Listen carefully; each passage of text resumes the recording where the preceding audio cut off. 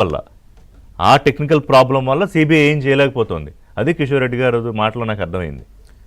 Sir కేంద్ర ప్రభుత్వం తెలంగాణ ప్రజలు ఈరోజు ఎన్ని వాళ్ళు చెప్దాం అనుకున్నా అసలు కాళేశ్వరం అనేటటువంటి దానికి పర్మిషన్ల దగ్గరికి నుంచి మొదలు పెట్టుకుంటే ఆయన పేరేంది నితిన్ గడ్కరీ ఆడికొచ్చి కాళేశ్వరం అనేది ఒక గ్రోత్ ఇంజన్ అని చెప్పి సపోర్ట్లు కొట్టి పోయినటువంటి దాకా నేను గుర్తు చేస్తా ఉన్నా. అసలు డిపిఆర్ అనేటట్టు సబ్మిట్ చేయకుండానే పర్మిషన్ వస్తే ఇదంతా కట్టిరా సార్? ఎవరు ఇవ్వాలి పర్మిషన్? మేజర్ ఇరిగేషన్ ప్రాజెక్ట్స్కి ఈరోజు ఇన్ని పంపులు పెట్టి కట్టేటటువంటి దానికి అనుమతులు ఎవరు ఇవ్వాలి? దానికి టెక్నికల్ ఆస్పెక్ట్స్ కానీ లేకపోతే ఎన్విరాన్మెంటల్ క్లియరెన్సెస్ కానీ లేకపోతే ఫారెస్ట్ క్లియరెన్సెస్ కానీ ఎన్ని డిపార్ట్మెంట్లు క్లియరెన్స్లు ఇవ్వాలి? ఇవన్నీ ఈరోజు మేము ముందు సంది మొత్తుకుంటున్నాం. High level expert PC Ghosh commission గారి రిపోర్ట్లో హై లెవెల్ ఎక్స్పర్ట్ కమిటీ అనేటటువంటిది అసలు తుమ్మిడిహట్టి నుంచి మేడిగడ్డకు తీసుకొని వచ్చేటటువంటిది వయబులే కాదు. అది కుదరదు అంటే దాన్ని బైపాస్ కొట్టేసి కనీసం ఒక క్యాబినెట్లు దాని మీద చర్చ చేయకుండా అడ్డగోలుగా చేసుకుంటూ పోతున్నట్టు మొత్తం పీసీ ఘోష్ కమిషన్ రిపోర్ట్లో వచ్చింది కదా. ఆఖరికి soil testing sir, soil testing ఎన్ని చేయాలి? సుమారు 70-80 చేయాల్సిన కాడ 7-8 నామమాత్రంగా చేసి ఆ చేసిన కాడ కట్టిర్రా అంటే ఆడ కూడా కట్టకుండా ఇంకొక 2-3 కిలోమీటర్లు ఏ అంశాలు కాదు, సొంతంగా నచ్చినట్టు ఆ దుబ్బల నీళ్ళు పోసినట్టే అది ఇంకిపోతే కనిపించవు కదా. సేమ్ అట్లా వీళ్ళకి నచ్చినట్టు చేస్తే కేంద్ర ప్రభుత్వం ఈరోజు మాకేం సంబంధం లేదు అని అంటే ఇది ఎట్లా తప్పించుకోవచ్చు? ఫస్ట్ ఏమో అనుమతులు ఇచ్చేది మీరే.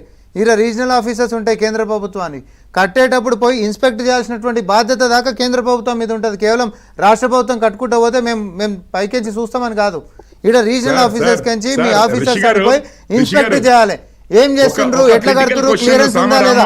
లేకపోతే నేను కిషోర్ గారిని ఏమడుగుతా, ఇన్ని సంవత్సరాలు రికార్డు లెవెల్లో కట్టంగానే ఆ మహాద్భుతమైన గడ్కరీ గారు అనే ఒక నిమిషం కిషోర్ రెడ్డి గారు ఒక సెకండ్ మీరు మాట్లాడుతుంటే నేను మాట్లాడలేదు ఆగయ్యా. నువ్వు ఒక సెకండ్ ఆగు, ఒక సెకండ్ నువ్వు ఖరాబ్ చేయాలని చెప్పి స్కెచ్ చేయకి ఆగు, మరి ఆగు, జర ఆగు నన్ను మాట్లాడి ఆగు. నాది అయిపోయినాక నువ్వు మాట్లాడాగు. ఈ రన్నింగ్ కామెంటరీ తోటి మా వాయిస్ పోకుండా చేయాలనే చీప్ ట్రిక్స్ వద్దు కిషోర్ రెడ్డి. ఈ చీప్ ట్రిక్స్ బంద్ చేయండి. ఈ చీప్ ట్రిక్స్ బంద్ చేయి. నాది అయిపోయినాక నువ్వు మాట్లాడు. నాది మాట్లాడు.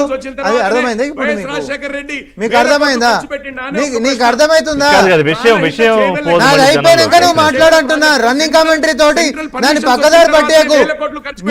మీ నేత అవి చూసి పాల్గొడతాడేమో మిమ్మల్ని. కిషోర్ రెడ్డి గారు ప్లీజ్ నోట్ యువర్ పాయింట్. ఏం ప్రశ్న? చెప్పు ప్రశ్న చెప్పు. ప్రాణహిత చేవెళ్ల నేను కేంద్ర ప్రభుత్వం, నువ్వు రాష్ట్ర ప్రభుత్వం. ప్రాణహిత చేవెళ్ల ప్రాజెక్టు పర్మిషన్లు వచ్చిన తర్వాత పైసలు ఖర్చు పెట్టడం మొదలు పెట్టిర్రా, లేకపోతే పర్మిషన్లు రాకముందే ప్రాణహిత లేదు కదా అసలు? వేల కోట్ల ఖర్చులు పెట్టిరా ఆ కెనాల్స్ మీద. ఇది ఒక్క పాయింట్ చెప్పమనండి, జనాలకు క్లియర్ గా అర్థమైతది. కేసీఆర్ గారు చేసింది ఏంది, వైఎస్ రాజశేఖర రెడ్డి చేసింది ఏంది. ఈ రోజు వీళ్ళు ఏం తెలియనట్టుగా వచ్చి పర్మిషన్లు ఇచ్చిర్రా అని మాట్లాడుతున్నాడు రామ్మోహన్ రెడ్డి గారు. అసలు ఒక అనుభవం, పాలన అనుభవం ఉండి, ఇరిగేషన్ ప్రాజెక్టుల అనుభవం ఉండి వాళ్ళు చేసిన చర్యలే వాళ్ళకి తెలియకుండా అయిపోయిందా? ఇప్పుడు మళ్ళీ మాట్లా అంటేనే నేను మాట్లాడతా. రన్నింగ్ కామెంటరీ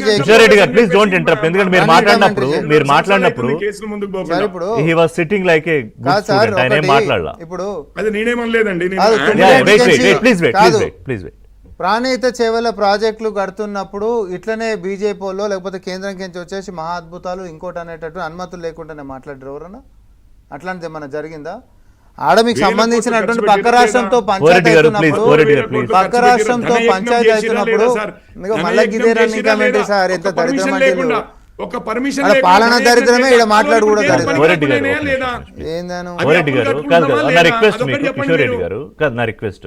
మీరు మాట్లాడినప్పుడు మాట్లాడలేదు ఆయన ఏదో చూసుకున్నాడు. ఎందుకంటే మీ దుకాణం బయటకు వస్తుందని భయం అంతా చెప్పరాదిగా నేను మాట్లాడితే ఏంది నువ్వు అయినది. నీ రీజనల్ ఆఫీస్ ఉంటుందా? ఎన్నిసార్లు ఆపనిగా ఇచ్చిన నోటీసులు చెప్పు. అసలు రివర్ వాటర్ మీద హక్కులు పోయినా ఒక కథ కావాలని చేస్తాడు గలీజోడు. నేను చెప్తున్నా కదా సీనియర్ కానీ గలీజోడు నేను చెప్తున్నా. కిషోర్ అరే నాకు దగ్గర నా కిషోర్ అని ఎట్లా తయారైన అంటే గలీజ్ గా తయారైన నువ్వు చెప్తున్నా. అవతల మాట్లాడనీయకుండా లైవ్ లో అట్లా అంటే మీకు క్లోజ్ అయితే బయట అనుకోండి. కాదు సార్, మరి ఎందుకు మాట్లాడుతుంటే నేను మాట్లాడుతుంటే. కిషోర్ రెడ్డి గారు ప్లీజ్ నాకు వినపడలేదండి వారు ఏమన్నారు. సరే, వదిలేయండి, ఏం మంచి అనలేదు. పని. ఓకే, మంచి పని. వదిలేయండి. I don't want to. Yeah. Yeah. Nitin Gadkari ఎవరు? I'll go with you. Nitin Gadkari ఎవరు? వచ్చి ఇది గ్రోత్ ఇంజన్ అని ఎందుకన్నా అనుమతులే తీసుకోవాలి కదా, డిపిఆర్ లేదు కదా. నితిన్ గడ్కరీ ఆ రోజు అయితే కేంద్ర మంత్రి కదా, మీరు ఆయన అడిగితే వచ్చి ఆ ఆయన ప్రాజెక్ట్స్ react అవుతారు మేడం. డిఫెండ్ చేయాలి కదా ఆయన. ఆయన సోనియా డిఫెండ్ గాంధీ చేయాలి. ఏమన్నారు? అనుమతులే వేల ఇవ్వకపోతే కోట్ల డిపిఆర్ నిధులు ఇవ్వకపోతే రాజశేఖర వచ్చి రెడ్డి సపోర్ట్లు కొట్టి చేసిన సంకల్ హ్యాపీ కొట్టుకుంటా అన్నారా? ఇది గ్రోత్ ఇంజన్ అని చెప్పి మాట్లాడినాడు సోనియా ఎవడు? గాంధీ గారు ఏమన్నారు? రీజనల్ రేవంత్ ఆఫీస్ కెంచి రెడ్డి, కేంద్రం రేవంత్ కెంచి రెడ్డి రీజనల్ గారు ఆఫీస్ ఉంటాయి సార్. వైఎస్ రాజశేఖర రెడ్డి అర్థమవుతుందా? ఎన్నిసార్లు వేల మాట్లాడుతున్నారు? కోట్ల కాదు, కిషోర్ రెడ్డి గారు. కాంట్రాక్టర్లకు కాదు, ఇచ్చేసావు. ఇది నువ్వు నాకు మీది సూట్కేసు సామాజిక పంపిస్తున్నావు సమస్య కదా, కాదు. దానికి ఓకే అన్నారా? తెలంగాణ రాష్ట్ర ఇప్పుడు ప్రజలు రేవంత్ రెడ్డి ఆయన కాడ పాయింట్ లేకపోతే ఇట్లా కట్టిన రన్నింగ్ డబ్బులు కమిటీ కడతాం. 1,00,000 కోట్లు, ఇప్పుడు ప్రతి నెల ప్రతి ఏడాది కడుతున్న 15,000 కోట్లు. మీ చరిత్రను దృష్టిలో పెట్టుకుని మా మాట్లాడండి, చరిత్ర మాట్లాడండి. కట్టిన చరిత్ర నీ ముఖానికి 12 ఏళ్ళ ఒక డ్యామ్ కట్టిన చరిత్ర చూపెట్టు. చరిత్ర గురించి లెక్క పెట్టకు కాంగ్రెస్ కి బీజేపీకి. చెప్పా నీ చరిత్ర ఏందో 12 ఏళ్ళ ఒక డ్యామ్ పేరు చెప్పు. ఒక డ్యామ్ పేరు చెప్పు నువ్వు. మీరు చెప్పండి. చాతగానప్పుడు చాతగానంటుండు రన్నింగ్ కామెంటరీలు ఎక్కువ చేయకు. నేను మాట్లాడుతుంటే కావాలని మాట్లాడుతున్నావు. కేసీఆర్ గారు నేర్పించిందే మీరు.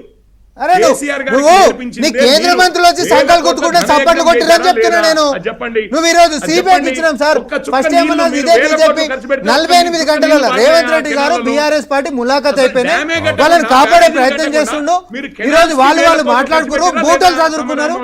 కాబట్టి విచారణ మాకు సిబిఐకి ఇవ్వాలి. రాష్ట్రం డైరెక్ట్ సిబిఐ రానికే లేదు.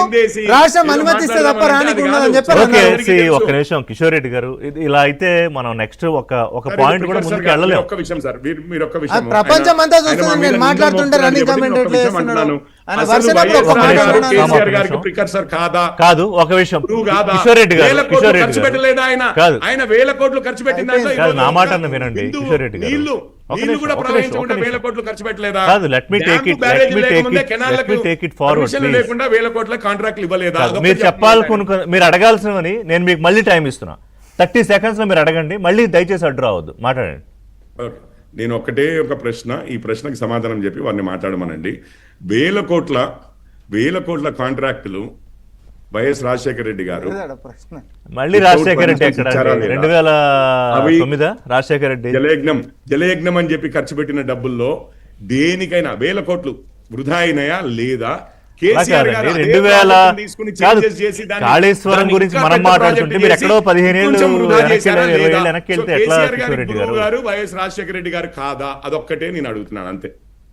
సరే, you please don't interrupt, at least for నేనేమి ఇంటరప్ట్ అవ్వను sir. at least for 3 minutes. సమాధానాలు వస్తే చాలు. Okay please. ఇప్పుడు first of all Pranahita Chevella project దగ్గర ఏం అబ్జెక్షన్స్ ఉండే, ఏం అబ్జెక్షన్స్ లేకుండే. కాదు, అప్పటికే నాకు 6,000 ప్రాణహిత చిల్లర వదిలేయండి. కోట్లు. నాకు ఇప్పుడు లే, ఆయన అడిగిన దాన్ని చెప్తా సార్, వద్దు, మళ్ళీ అసలు, మేమే తప్పించుకొని నాకు మాట్లాడతాం. కాళేశ్వరం మీద కావాలి. ఇప్పుడు సిబిఐ కన్సెంట్ మీరు తీసేసుకున్నారు, ఎవరో ఇచ్చేసారు, అది పక్కన పెడితే ఇందులో టెక్నికల్ గ్లిచ్ ఉండడం వల్లే సిబిఐ రాలేకపోతుంది. అట్లాంటిది అందుకే ఏం వాళ్ళకి ఫ్లైట్ దొరక్క కాదు. ఇప్పుడు చెప్పాలన్నా సార్, చేత కానప్పుడు వాళ్ళని కాపాడాలని మనం కంకణం కట్టుకున్నప్పుడు బీజేపీ అనేటటువంటిది ఎన్ని సాకులనే చెప్తుంది, బీఆర్ఎస్ పార్టీని కడుపులో పెట్టుకొని కాపాడుతుంటుంది.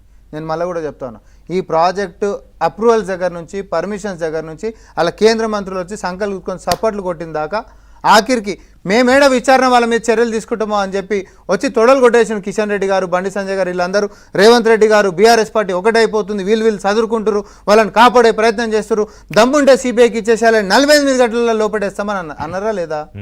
మా రిపోర్ట్ కాదు, ఎన్డీఎస్ఏ రిపోర్ట్ ఉంది. సిబిఐకి అడ్డమా సార్? పీసీ కోర్స్ కమిషన్ ఎన్డీఎస్ఏ రిపోర్ట్ మీకు పెట్టు. సంవత్సరం మీద అయిపోయింది, సంవత్సరం మీద అయిపోయింది. పీసీ కోర్స్ కమిషన్ రిపోర్ట్ లో మీకు టెక్నికల్ గ్లిచెస్ కనిపిస్తే ఎన్డీఎస్ఏ రిపోర్ట్ లో ఏ గ్లిచెస్ కనిపించినా మరి దాని మీద కమిషన్ రిపోర్టు పనికిరాదు, ఎన్డీఎస్ఏ రిపోర్టు పనికిరాదు, విజిలెన్స్ పనికిరాదు. రాష్ట్ర ప్రభుత్వం రాసిన సిబిఐకి ఇచ్చిన కన్సెంట్